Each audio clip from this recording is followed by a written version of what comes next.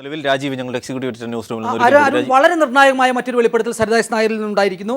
ഒരുപക്ഷെ മുഖ്യമന്ത്രി ഇപ്പോൾ പറഞ്ഞിരുന്ന എന്ത് ഉപയോഗമാണ് സർക്കാരിൽ നിന്ന് അല്ലെങ്കിൽ മുഖ്യമന്ത്രിയിൽ നിന്ന് സരിതയ്ക്കും കൂട്ടർക്കും ഉണ്ടായത് എന്നതിനെ കുറിച്ചാണ് പറയാൻ പോകുന്നത്. മെഗാ പവർ പ്രോജക്റ്റിനുള്ള അംഗീകാരം നേടിത്തരാം എന്ന ഉറപ്പിലാണ് കസ്റ്റമേഴ്സിനെ സമീപിച്ചിരുന്നത്. മെഗാ പവർ പ്രോജക്റ്റുമായി ബന്ധപ്പെട്ട് ശ്രീധരൻ നായരോട് സംസാരിച്ചു. സർക്കാർ ആനുകൂല്യം നൽകും എന്നറിയിച്ചപ്പോൾ മുഖ്യമന്ത്രി ഉറപ്പ് നൽകിയാൽ പണം നിക്ഷേപിക്കാമെന്ന് ശ്രീധരൻ നായർ പറഞ്ഞു. ജോപ്പനെ വിളിച്ച് മുഖ്യമന്ത്രിയെ കാണാൻ അവസരമൊരുക്കണമെന്ന് പറഞ്ഞു. 10 മിനിറ്റ് കഴിഞ്ഞ് വിളിക്കാൻ പറഞ്ഞതനുസരിച്ച് വിളിച്ചപ്പോൾ മുഖ്യമന്ത്രി നേരിട്ട് സംസാരിച്ചു. പിന്നീട് 2012 ജൂലൈ 9 4 മണിക്ക് ശ്രീധരൻ നായർ, അഡ്വക്കേറ്റ് അജിത് കുമാർ എന്നിവർക്കൊപ്പം സെക്രട്ടേറിയറ്റിലെത്തി. രാത്രി 8 മണിക്ക് ശേഷം മുഖ്യമന്ത്രിയെ കണ്ടു. മുഖ്യമന്ത്രിയുടെ ഓഫീസിൽ വെച്ചാണ് കണ്ടത്.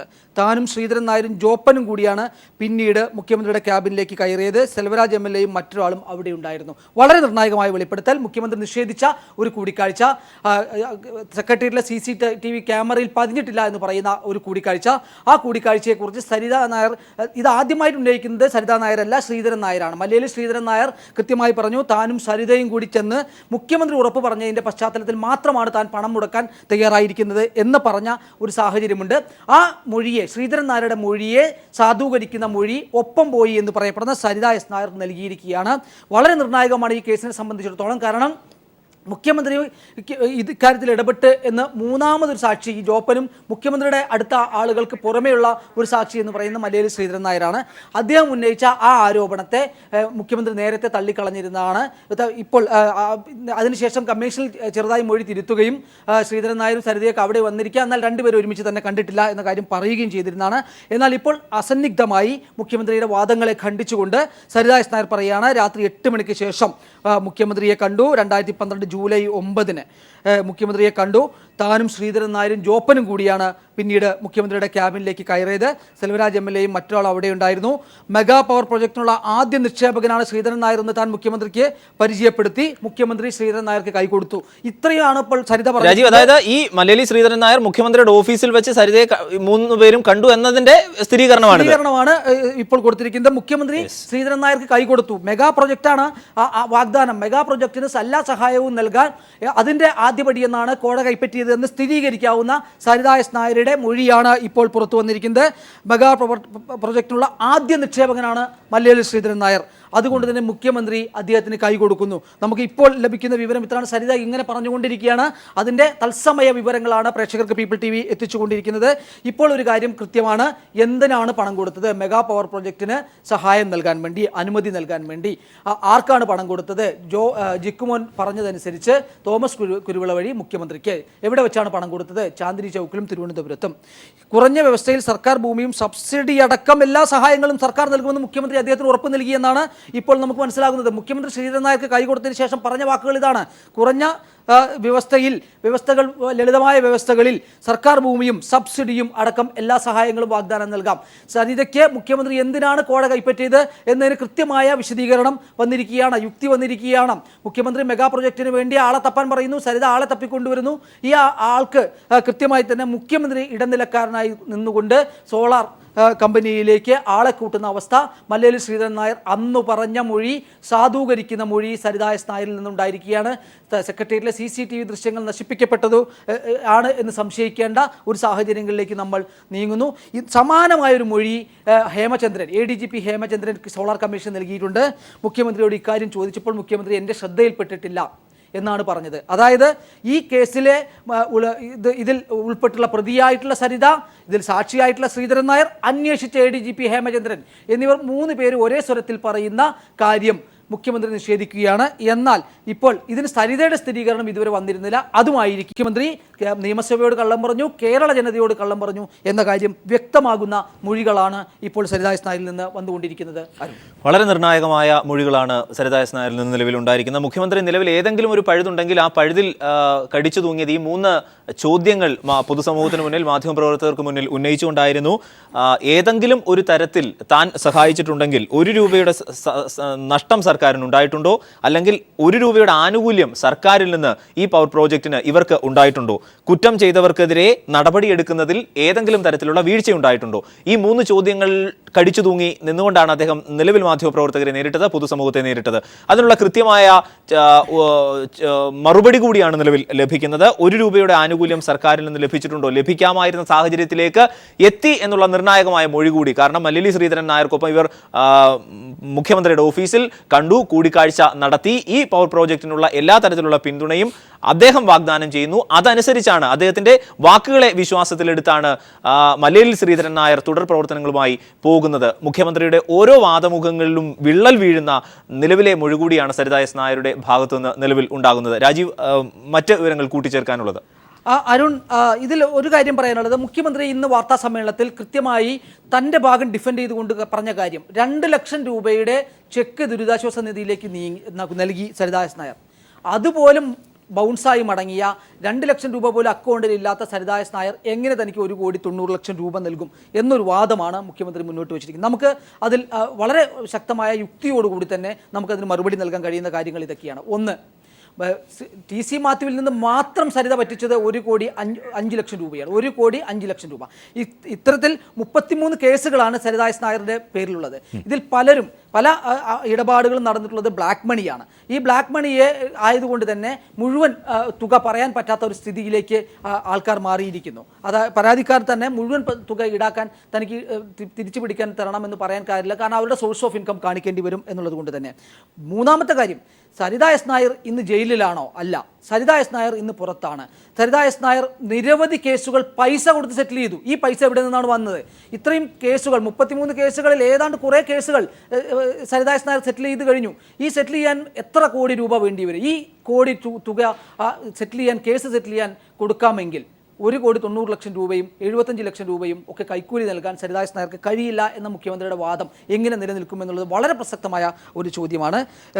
എന്തായാലും ഇപ്പോൾ മുഖ്യമന്ത്രിയെ കണ്ടതുമായി ബന്ധപ്പെട്ട കാര്യങ്ങളിലേക്ക് വരുമ്പോൾ, കുറഞ്ഞ വ്യവസ്ഥയിൽ സർക്കാർ ഭൂമിയും സബ്സിഡിയും അടക്കം എല്ലാ സഹായങ്ങളും നൽകുമെന്ന് മുഖ്യമന്ത്രി ശ്രീധരൻ നായർക്ക് ഉറപ്പ് നൽകി. ശ്രീധരൻ നായരോട് വെയിറ്റ് ചെയ്യാൻ പറഞ്ഞ് വ്യവസായ വകുപ്പ് ഓഫീസിൽ ചെന്നു. കുഞ്ഞാലിക്കുട്ടിയുടെ PS അബ്ബാസിനെ കണ്ടു. മുഖ്യമന്ത്രി പറഞ്ഞതനുസരിച്ചാണ് ഇത് ചെയ്തത്. ഇവിടെ ഇപ്പോൾ സരിതയുടെ മൊഴിയുടെ വിശദാംശങ്ങൾ ഇപ്പോൾ പറഞ്ഞു നിർത്തിയിരിക്കുന്നത്, സരിത മുഖ്യമന്ത്രി പറഞ്ഞതനുസരിച്ചാണ് കുഞ്ഞാലിക്കുട്ടിയുടെ PS അബ്ബാസിനെ കണ്ടത് എന്ന് പറഞ്ഞു നിർത്തിയിരിക്കുകയാണ്. എന്തായാലും സംസ്ഥാന മുഖ്യമന്ത്രിക്കെതിരെ വളരെ ഗുരുതരമായ ആരോപണം സോളാർ അഴിമതിയുമായി ബന്ധപ്പെട്ട്, സോളാർ കുംഭകോണവുമായി ബന്ധപ്പെട്ട്, പീപ്പിൾ TV വിളിച്ചെത്തു കൊണ്ടുവന്ന സോളാർ ഭൂമി കുംഭകോണവുമായി ബന്ധപ്പെട്ട് ഉയർന്നിരിക്കുകയാണ്. അതും മുഖ്യമന്ത്രി പ്രതിപക്ഷവുമായി സമരത്തെ തുടർന്ന് സമ്മർദ്ദം ഏറ്റുവാങ്ങി അപ്പോയിന്റ് ചെയ്ത ജുഡീഷ്യൽ കമ്മീഷന് മുമ്പാകെയാണ് സരിത എസ് നായർ ഒടുവിൽ മൊഴി നൽകിയിരിക്കുന്നത്. ഇപ്പോൾ ബിജു രാധാകൃഷ്ണൻ്റെയും സരിത എസ് നായരുടെയും മൊഴികളിലെ സാമ്യം വ്യക്തമായി വരുന്നുണ്ട്. അതുപോലെ തന്നെ മല്ലേലി ശ്രീധരൻ നായരുടെയും ടി.സി. മാത്യുവിൻ്റെയും മൊഴികളുടെ സാമ്യം വ്യക്തമായി വരുന്നുണ്ട്. മുഖ്യമന്ത്രി തന്നെ നിരവധി തവണ തനിക്ക് ചില ഭാഗങ്ങളിൽ തെറ്റുപറ്റിയിട്ടുണ്ട്, ചില ഭാഗങ്ങൾ ഓർമ്മയില്ല, ചില ഭാഗങ്ങൾ ശ്രദ്ധിച്ചില്ല. കടപ്ലാമറ്റത്ത് സരിത എസ് നായരെ കണ്ടോ എന്ന മാധ്യമപ്രവർത്തകരുടെ ചോദ്യത്തിന് സരിത എസ് നായരെ കണ്ടിട്ടേ ഇല്ല എന്ന് പറഞ്ഞ മുഖ്യമന്ത്രി ആ ഫോട്ടോ പീപ്പിൾ TV പുറത്തു വിട്ടപ്പോൾ പറഞ്ഞത് കണ്ടിരിക്കാം, ഏതോ ഒരാൾ പുറകിൽ വന്ന് സ്വകാര്യം പറയുന്നതാണ് എന്നാണ് സോളാർ കമ്മീഷനിൽ കൃത്യമായി തന്നെ പറയുന്നുണ്ട്. പാലാ കടപ്ലാമറ്റത്ത് സോളാർ കമ്മീഷൻ്റെ ചോദ്യം, പാലാ കടപ്ലാമറ്റത്ത് ജലനിധി പരിപാടിയിൽ സ്റ്റേജിൽ വന്ന സരിത അങ്ങയോട് എന്തോ ചെവിയിൽ പറയുന്ന ചിത്രം മുഖ്യമന്ത്രിയെ കാണിക്കുന്നു. അവിടെ വെച്ചാണ് സരിതയെ കാണുന്നതെന്ന് സലീം രാജിൻ്റെ മൊഴിയിലുണ്ട്. അപ്പോൾ വേറൊരാൾ കൂടി ഇതിലേക്ക് വരുന്നു, സലീം രാജ്. പത്രത്തിൽ വന്ന ഫോട്ടോ നിഷേധിക്കുന്നില്ല. അക്കാലത്ത് കോൺഗ്രസ് നേതാക്കൾ പറഞ്ഞിരുന്നത് പീപ്പിൾ TV മോർഫ് ചെയ്ത ഫോട്ടോയാണെന്ന്. അന്നേ ദിവസം ഞാൻ സ്റ്റേജിലിരിക്കുമ്പോൾ ഒരാൾ വന്ന് ചെവിയിൽ എന്തോ പറഞ്ഞതായി ഓർക്കുന്നു. സംസ്ഥാന മുഖ്യമന്ത്രിയാണ് പറയുന്നത്. ആയിരക്കണക്കിന് ആളുകൾ സ്റ്റേജിലേക്ക് നോക്കിയിരിക്കുമ്പോൾ, മുഖ്യമന്ത്രിയുടെ സുരക്ഷാ കാര്യങ്ങളിൽ പോലീസ് ഉദ്യോഗസ്ഥർ ജാഗരൂകരായിരിക്കുമ്പോൾ ആരോ ഒരാൾ വന്ന് മുഖ്യമന്ത്രിയെ സ്റ്റേജിൽ വന്ന്, അതും സ്റ്റേജിൽ ചെവിയിൽ എന്തോ പറഞ്ഞതായി ഓർക്കുന്നു. അത് തട്ടിപ്പ് കേസിൽ സരിതയായിരുന്നു എന്ന് ഫോട്ടോ കണ്ട ശേഷവും ഓർക്കാൻ കഴിയുന്നില്ല എന്ന വളരെ വിചിത്രമായ വാദഗതികൾ കൂടി മുഖ്യമന്ത്രി സോളാർ കമ്മീഷന് മുമ്പിൽ വെച്ചിരിക്കുന്നു. മുഖ്യമന്ത്രി കളവ് പറയുന്നു എന്ന് പറയേണ്ടി വരുന്ന ഒരവസ്ഥയിലേക്ക് കാര്യങ്ങൾ നീങ്ങുന്നു. അഴിമതി നടത്തുന്ന മുഖ്യമന്ത്രി എന്ന അപഖ്യാതി മുഖ്യമന്ത്രിയിലേക്ക് വന്നിരിക്കുകയാണ്. അത് ഇതുവരെ മറ്റുള്ളവർ നടത്തുന്നു, കൂട്ടുനിൽക്കുന്നു എന്നായിരുന്നു മുഖ്യമന്ത്രിക്കെതിരെ അപഖ്യാതിയെങ്കിൽ ഇപ്പോൾ ഉള്ളത് മുഖ്യമന്ത്രി നേരിട്ട് സരിതയോട് ബാർഗെയിൻ ചെയ്ത് കോടിക്കണക്കിന് രൂപ തട്ടാൻ ശ്രമിച്ചു.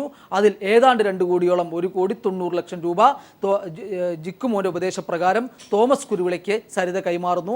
ഈ കൈമാറുന്നതെല്ലാം തന്നെ മുഖ്യമന്ത്രിക്കാണ് എന്ന് പറയുന്നുണ്ട്. ഡൽഹിയിൽ വരുമ്പോൾ സരിത മുഖ്യമന്ത്രിയോട് സംസാരിക്കുന്നത് തോമസ് കുരുവിളയുടെ ഫോണിലാണ്. ഇവിടെ ജിക്കുമോനും ജോപ്പനും സലീം രാജു അടങ്ങുന്ന ഉപജാത വൃന്ദങ്ങളുടെ ഇത്തരത്തിലുള്ള ആൾക്കാരുടെ ഫോണുകളിലാണ് സംസാരിക്കുന്നത്. അതുമാത്രമല്ല മുഖ്യമന്ത്രിയുടെ പേഴ്സണൽ ഫോൺ എന്നൊരു പരാമർശം കൂടി സരിത എസ് നായർ ഇപ്പോൾ മുന്നോട്ട് വയ്ക്കുന്നു. അത് ഏത് നമ്പറാണ് എന്ന് ഇപ്പോഴും നമുക്കറിയില്ല.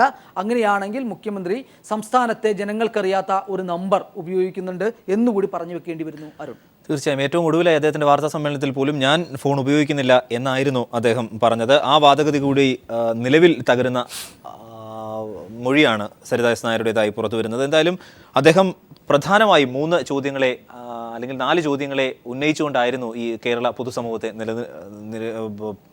നേരിടുകയും ചെയ്തിരുന്നത്.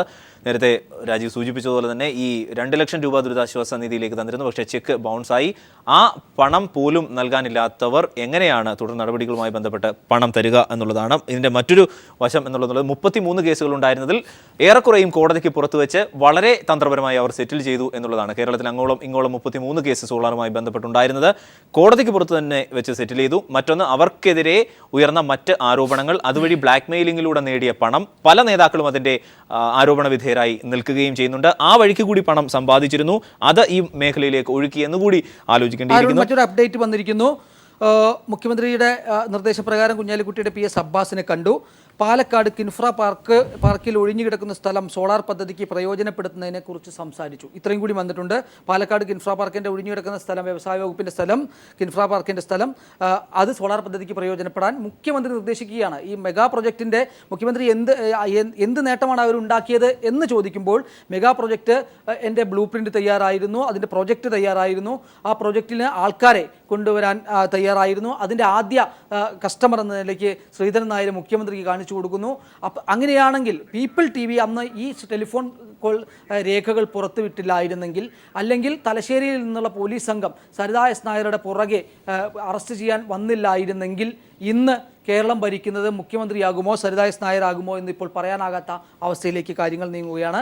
ഇനിയും അപ്ഡേറ്റ്സ് വരുന്നുണ്ട്. പ്രേക്ഷകർ കാത്തിരിക്കുക. കാരണം ഓരോ നിമിഷവും സരിത പറയുന്ന ഓരോ വാചകവും നമ്മൾ ഇപ്പോൾ നിങ്ങളെ അറിയിച്ചു കൊണ്ടിരിക്കുകയാണ്. അതിനുള്ള സംവിധാനമാണ് നമ്മൾ ഒരുക്കിയിട്ടുള്ളത്. പാലക്കാട് കിൻഫ്ര പാർക്കിൽ ഒഴിഞ്ഞുകിടന്ന ഭൂമി ഇതിനുവേണ്ടി ഉപയുക്തമാക്കാനാകുമോ എന്നതാണ് ചർച്ച ചെയ്തത് എന്നുകൂടിയാണ് സോളാർ കമ്മീഷന് മുമ്പാകെ സരിത നിലവിൽ പറഞ്ഞത്.